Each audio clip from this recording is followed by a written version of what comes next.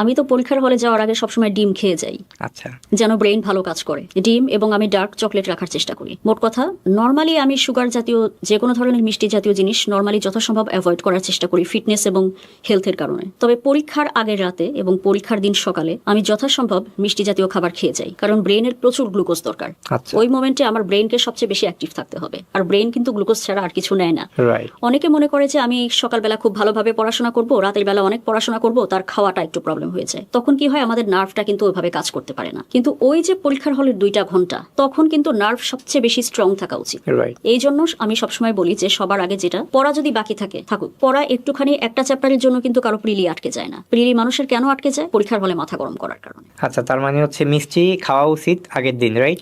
আগের দিন এবং পরীক্ষার দিন সকালে, পরীক্ষার দিন সকালে, যাতে হচ্ছে ব্রেনটা থাকে, শার্প থাকে। সেই সাথে ডিমটাও খাওয়া উচিত। আচ্ছা আচ্ছা আচ্ছা, না এটা কিন্তু যেমন আপনি মেডিকেলে পড়ার কারণে একটা ভালো টিপস পাইছে অডিয়েন্স।